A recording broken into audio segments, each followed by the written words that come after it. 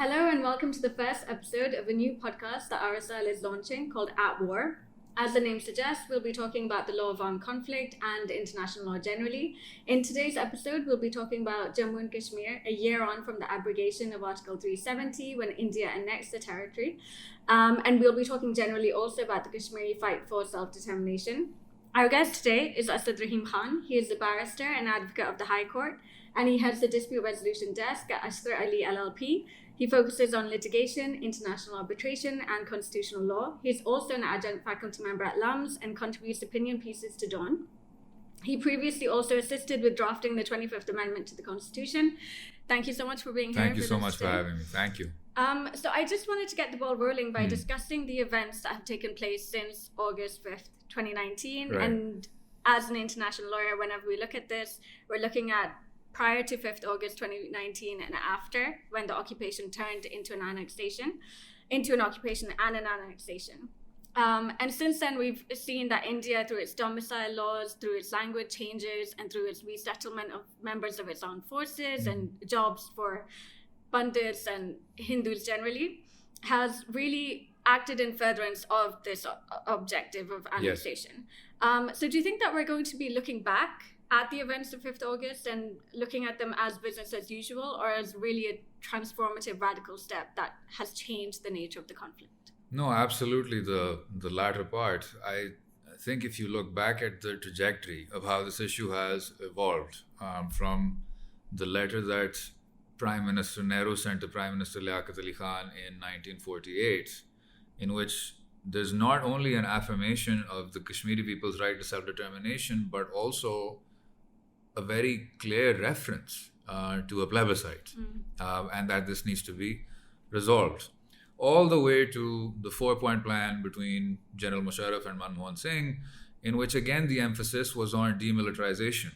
So between 1948 and 2008, you realize the emphasis is on the fact that, well, the Kashmiri people are in a state of flux and we need to fix this. And we can't fix this in a way that actually consolidates the original sin of occupation. Now, I'm not saying that the Indian government didn't consolidate it on a de facto basis. I'm saying as far as rhetoric or lip service was concerned, there was at least a fundamental acknowledgement that what has happened is unjust. With 5th August 2019, the goalposts have completely shifted. In fact, I would say that the playing field is a new one. We can't even go back to the old metaphors anymore. I think this was part of the Jana Sangh's manifesto, which then became the BJP, in which Kashmir was always unfinished business, but from a genetic point of view, from a racial point of view, from a religious point of view, that this is something that we need to cleanse and make part of a larger Hindutva project. And this strain of thinking was not respectable. It wasn't even respectable amongst, the more conservative strands of Indian nationalist thought. But now, since 2014, when Narendra Modi was elected to a new mandate in 2019, we've seen that situation has changed. And you can now park 1948 to 2008 in one box and what's happened since 2019 in another. So we saw that with Article 370.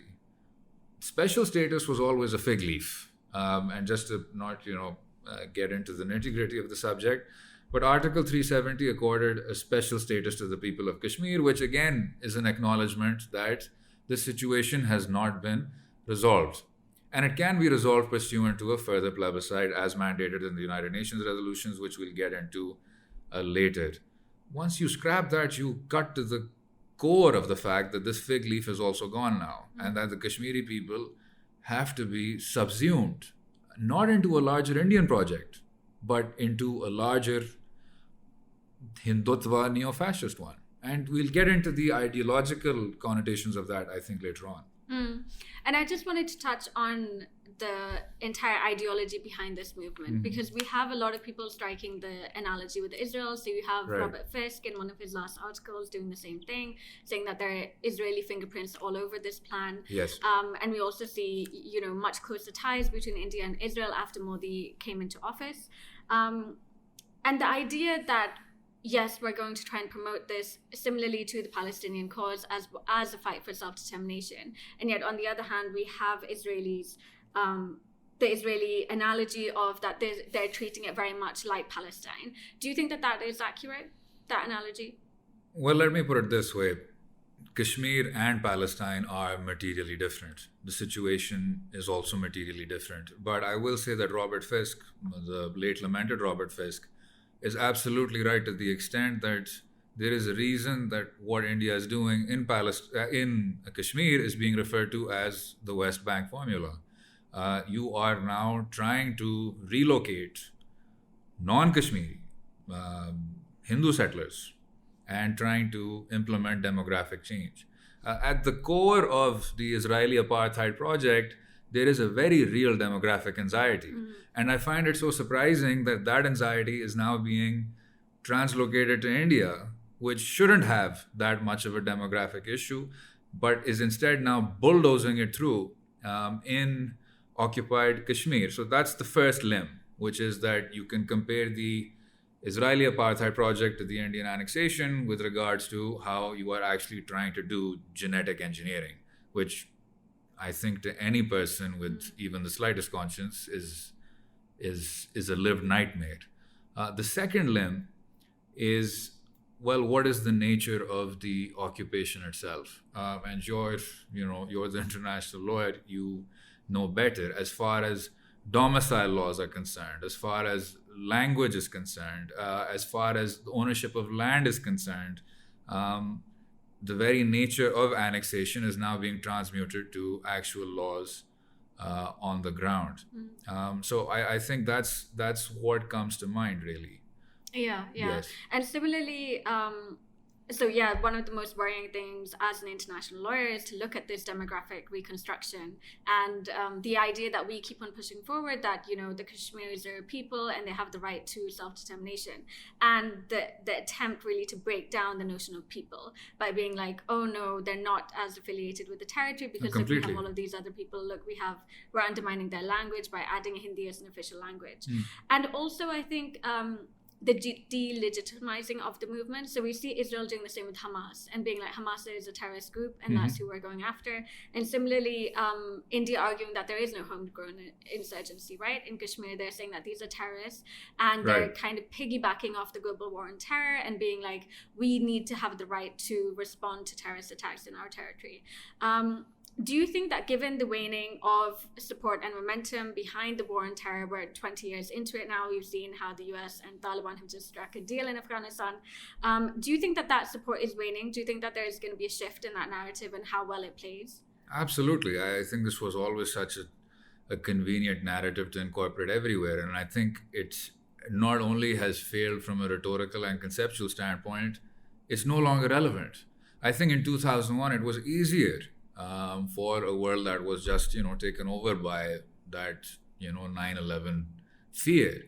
What do we do? This is, although terrorism, is really an ancient form of violence. But post-September 11th, there was, I think, a renewed urgency as to how do we deal with this. And I think the state that practiced it maybe as cynically as India was, again, Israel. So there'll be gratuitous comparisons between Iran and ISIS, or Hamas and ISIS, or Iran and Hamas. Now, they have nothing to do with each other. One's a hardline organization that nonetheless gets elected in Palestine.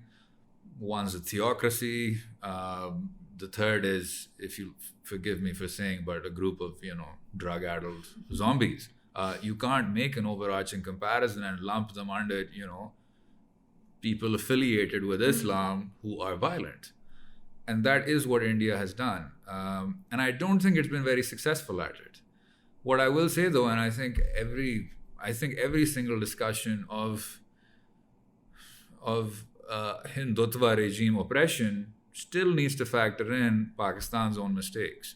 And for us to maybe not understand the distinction between what is a legitimate freedom movement with the core emphasis being self-determination is entirely distinct from Pakistani state interests. And I don't know who needs to hear that. This is a cause for the self-determination of the Kashmiri people. To the extent that Pakistan's interests dovetail with that core cause, well and good.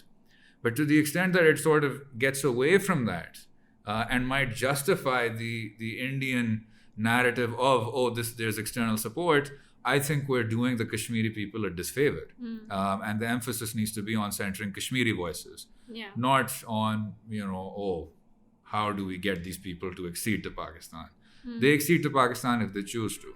But anyway, just to circle back to what you said initially, I think it's getting very, very difficult for India to keep on, fomenting that same terrorist narrative. I think it's over. I think with Pulwama, we saw completely homegrown elements. You look at Burhan Wani. You look at the person in Pulwama also. To call him a militant or a terrorist or whatever, you arrest him, you torture him. There are every Kashmiri household is replete with a story about how we've been attached to trucks, about how rape is used as a weapon of war, about how the most sadistic torturers are actually receiving awards for gallantry.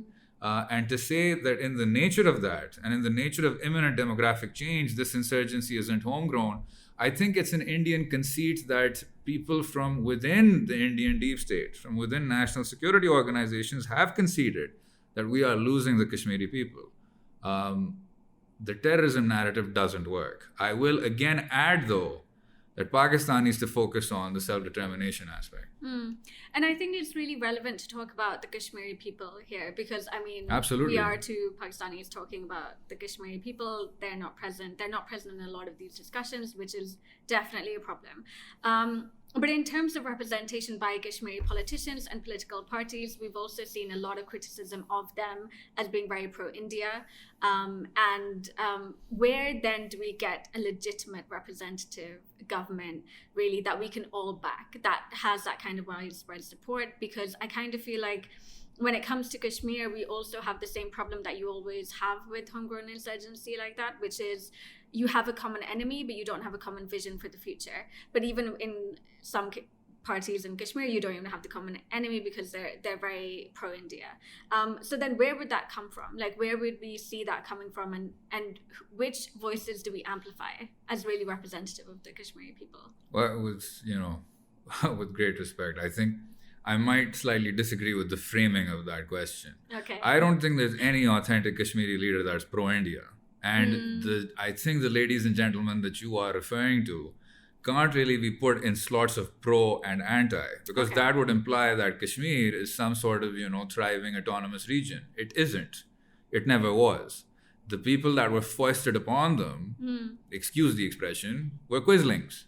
They always have been. Right. They were minor functionaries who were elevated to, with the exception of, I think, the Abdullahs, who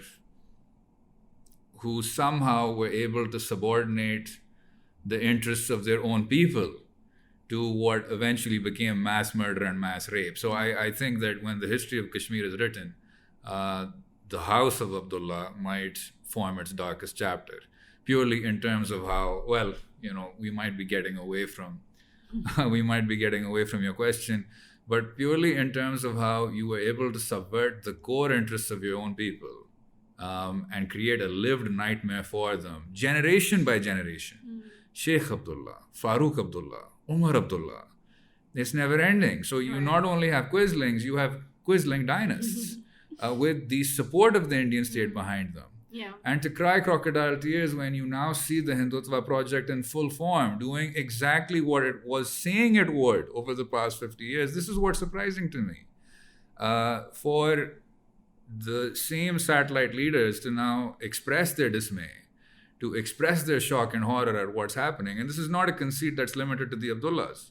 It extends to the muftis. It extends to the smaller parties that are in and out of New Delhi. For them to express their consternation, please open up all of these saffron parties' manifestos going back generations. They've been saying they're going to do this. They just never got the chance. So, to come back to your question, these people were never Kashmir's authentic representatives. They were the bagmen for Indian interests in the valley. That situation has changed. We are seeing a very angry, and rightly so, a very furious young middle-class segment of Kashmiri representatives who, when given the opportunity, and they are emerging everywhere, speak up for the people of Kashmir as authentic voices and not as Indian supplements. Right. Yeah. Yeah. I also then wanted to also ask you about so we've just found out about the massive disinformation campaign that has been going on for 15 years, targeting the EU, targeting the Human Rights Council. So you've had all of these UN side events and they're focused on minority rights issues. One thing that the report didn't mention, and that you find out when you go back and read these Human Rights Council sessions, is that what these NGOs also did, these fake zombie NGOs that were then amplified, was that they focused also on the Kashmiri Pandit issue. And they did that to try and undermine any person who was there for the Jammu and Kashmir right to self-determination, and to say that this is the main issue, right? Even then, we don't see much traction gained by that kind of a narrative. No. Why do you think that is? Well, I think from the very outset, the proportion, the Kashmiri Pandit issue has always been, and by the way, I think you can't be glib about it. You can't be glib about the plight of any minority, any religious minority anywhere. And I think people on our side have that tendency. But if for 1 second we were just to look at the sheer proportion of scattered incidents where many Kashmiri Pandits have been resettled, and where the coverage accorded to them is incredibly disproportionate. Now you compare that to the 7 million, is it 7 million Kashmiris who are under siege. There's no other word for it. They're under siege. They're not being allowed to bury their young with these, false attributions to coronavirus. We've gone through brutality, torture, electric shocks, as in people who have actually investigated this on the ground. Really, it's barbaric. I don't think there's any other word for it. We know that, and we don't need to get into it. But to put them on the same pedestal, I think has more or less delegitimized India's own narrative. And for that same reason, despite having such a massive disinformation campaign at their backs, you must have seen that the Kashmiri Pandit issue was not given that much traction, despite so much artificial push. And for the exact same reason that when you fire a rocket into Israel, which is made up of the world's most amateurish tubes, there would be Israeli conservatives saying that this took a massive toll on their pets.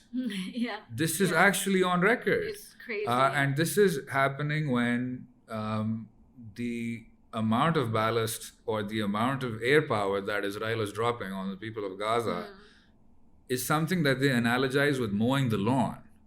I.e., we have to get rid of layers and layers of what is essentially a Palestinian demographic. So you compare what their pets are going through to what they're going through, draw that over into Kashmir, where the issue of Kashmiri Pandits, many of whom are resettled and nobody is being glib about the problem, compare that to what has essentially become a consistent series of war crimes against millions of people in a state of occupation. There's no parity, regardless of what you want to do. I will say this, though, that for such a massive concerted disinformation campaign, where is Pakistan in all this? And I will give it to our, right wing for coining fifth generation hybrid warfare. All the liberals pointed and laughed and said 10th generation, 11th generation. I'm saying they're right. But if they were right, what did they do with that knowledge? Beyond, Twitter hashtags. If there is such a concerted and elaborate campaign, which is destabilizing Pakistan's interests, and it is now manifest that there was one, I'm not saying that Pakistan fight disinformation with disinformation. But if on one end there are UN accredited organizations that are targeting you in the most sensitive areas possible, if your response is to, a hashtag, Pakistan wins forever 2050, it's not cutting it. Yeah. It's not cutting it. And I think we're under-equipped. Yeah, I mean, I agree with you there. I think that there is definitely culpability on the part of the Human Rights Council and the EU for allowing these bogus. Absolutely. But similarly with Pakistan, 15-year effort, and it went unabated and unchecked, and Yes. we didn't know about it. I think that's terrible too. I'm glad that you went back onto the Israel point, because I kind of wanted to pick up on that in terms of the Indian relations with the Gulf. So we see, close ties with India and Saudi. We see them again with India and the UAE. And it's very frustrating for Pakistan, because even though we're getting these Organization of Islamic Cooperation resolutions passed about Jammu and Kashmir, they don't really get published. They don't get circulated by the OIC, and it's because these Gulf countries really do want to keep India on side. And we see that again with Arab ties with Israel. So what does Pakistan do with those relations? I mean, I feel like Pakistan is really, it's in the same camp as Iran, where it doesn't really have the close friendship in terms of trade ties that it would want. But how does it combat that? Well, that goes a bit beyond. Loaded question. No, not a loaded question, but it goes a bit beyond my territory. I think for that you would need some very serious foreign policy analysts that a random constitutional lawyer might not be able to fill you in on. I do think though that it goes back to, well, are you an economically robust, self-sufficient state? And I think until Pakistan's soft power, until its economic self-sufficiency doesn't go beyond by various dimensions, then I think we will be beholden to other forces like this. And the economists can tell you this better. But I think we need a fundamental reordering of how we perceive ourselves in the world. For the last 70 years or so, Pakistan has tried to extract rents from its geography. And that has been the pith and substance of what it chose to do in the neighborhood. What do you mean? What I mean is that you saw this with the frontline war with Afghanistan, you saw this with the Soviet Union, you saw this before with Ceto and CENTO. Again, I've waded off into territory that I'm really not, as you can tell, really not adequately informed about. But until the state of Pakistan continues to view itself in such a limited prism, as far as industry is concerned, economy is concerned, soft power is concerned, perception is concerned, until it is limited to somehow pushing a rentier economy for a very narrow elite, where your unique selling point is again geographic rents, we won't be able to compete in a way that is productive, in a way that is able to combat UN accredited disinformation organizations. So there needs to be a fundamental reordering of how Pakistanis perceive their position in the world, and I think we have to create value. Yeah. Okay. So coming then to a constitutional question. Yes. I wanted to ask you about the Ram Temple. So there used to be at least this pretense of a secularist India, and that's enshrined in its constitution as well. So how much do incidents like the Ram Temple undermine this and work against this? Well, I think what we're seeing next door is now officially the Fourth Reich. Ram Temple is a high point. It's a high watermark, and I think if historical revisionism can actually become a part of your individual neurosis, you get something like Ram Temple, where thousands of people led by L.K. Advani tear down a mosque with no empirical data to substantiate that there was a mandir where a masjid used to be. I know they have that one archaeological survey that an organization that was completely subordinate to the BJP decided to say, oh yes, we saw some fragments of a temple or something. And that also, by the way, has been completely rebutted by independent archaeologists. The fact that I'm seeing this is absurd. Yeah. Because to have to delve into thousands of years of history and bring up archaeological fragments from one side to the other doesn't take away from the fact that Mr. Advani was pointing bows and arrows from Somnath Temple to Babri Masjid. And he says in his book that this is part of a lineage of Muslim aggression. So from Somnath all the way to Babri. It's essentially just pure, unadulterated Hindutva hatred. And this has nothing to do with Hinduism.